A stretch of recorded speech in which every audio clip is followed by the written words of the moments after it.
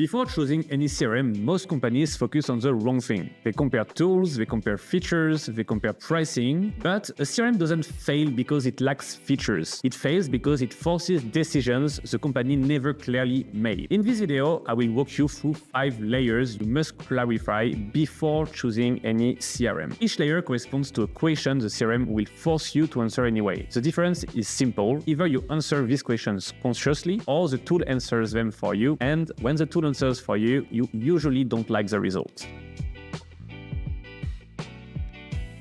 The first mistake companies make is designing a CRM around how the process should work. But CRMs don't operate on intentions, they operate on states and transitions. Very concretely, CRMs force you to decide when a deal actually starts, what makes it move forward, when it is officially lost. If those moments are unclear in real life, they will be arbitrary once they are locked into a system. For instance, take this simple question: when does a deal really start? Marketing might say when a meeting is booked, sales might say after qualification and budget validation, and finance might say when revenue becomes forecastable. These views can coexist in conversations, but they cannot coexist in a CRM pipeline, because that single moment will drive conversion rates, pipeline velocity, revenue forecasting, performance comparisons over time. A CRM doesn't break when teams disagree, it breaks when one definition drives multiple decisions. Once you accept that the CRM runs on states and transitions, one thing becomes obvious: you can't configure a CRM without first mapping how a customer actually moves through your business, and that's layer 2.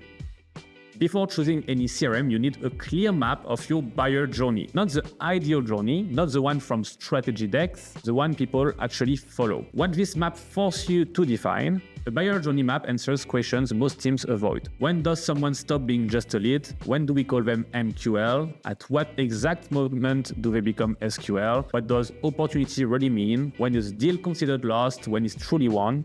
Each stage is a definition, and each transition is a commitment. There is no neutral option. And why this must exist before a CRM? Because a CRM does not represent this map, it enforces it. Once this journey is implemented, reports assume it's true, automation depends on it, dashboards are built on top of it. If the map is unclear or negotiated politically, the CRM doesn't expose the confusion, it freezes it. If you're watching this and thinking, oh, that actually makes sense, but I would like a clear way to apply this to my company, that's exactly why I created the ultimate guide of choosing the perfect CRM for your business. It's not theory, it's not a comparison tool, it's a free practical guide that will help you understand what your business needs from a CRM, identify which type of CRM fits perfectly your situation, and reduce the risk of failure during migration or implementation. It's really designed to turn reflection into decision, so if you want to access it for free, you can find it in the description below. Alright, let's continue. Once the journey is mapped, you immediately hit the next layer: definitions. When words become rules, CRMs don't store data, they enforce definitions. And every lifecycle stage, every pipeline stage, every status is a position taken. Once it's in the CRM, it becomes a reference.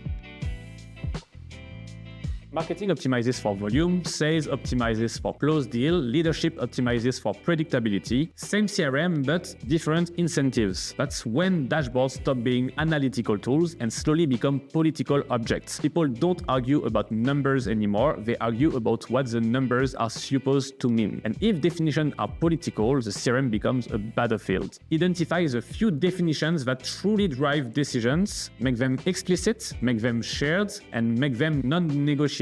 Everything else is secondary. And we saw that clear definitions are necessary, but they are not sufficient, because definitions still need data to exist, and that's all layer 4. Most CRM chaos doesn't come from bad tools, it comes from bad data architecture, specifically mixing different types of data for different purposes. A simple rule helps avoid that. You have 3 kinds of data: the sales data, which is contextual, qualitative, human. Their purpose is to help someone sell. For instance, you have pain points, objections, buying intents, notes, context, signals. And sales data exists to reduce friction in conversations, not to drive automation or reporting. Operational data, they are structural, strict, process-driven, and their purpose is to make the CRM work.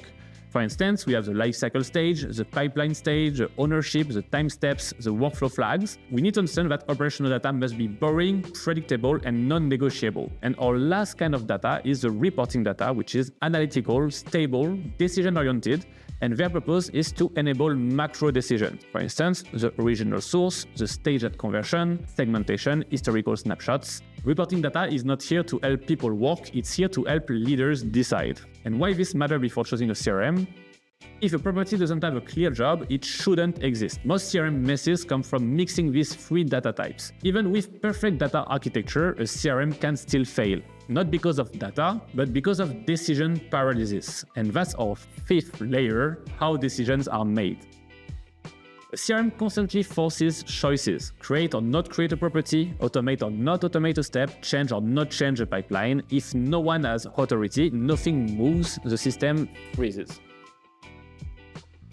And days pass, weeks pass, months pass, workarounds pile up, frustration grows. CRMs don't fail because of complexity, they fail because no one can decide. So there is a non-negotiable setup before choosing a CRM. You need to clearly name a CRM owner, a data owner, and a process owner. It's not a committee, it's ownership. So to conclude this video, before choosing any CRM, you don't need more demos, more feature comparisons, more opinions. You need clarity across 5 layers. How your business actually works, how customers move through it, the definitions that drive decisions, the information the system truly needs, and who has the authority to decide. If you skip this work, the CRM won't save you. It will lock your confusion into software, and that's why the same CRM can be incredible for one company and disastrous for another. The difference isn't the tool, it's the thinking that came before it. As I mentioned earlier in this video, if you want to go one step further and actually apply this to your company, I put together the ultimate guide of choosing the perfect CRM for your business. It's a free, practical guide, not theory, with clear questions and exercises to help you understand what you really need from a CRM, identify which type of CRM fits your situation, and reduce the risk of fail for migration and implementation. So if you're in the middle of a CRM decision or you know one is coming, I'm pretty sure you will find it useful, so don't hesitate to access it for free in the description below. It was Greg, I wish you a great day and see you next week.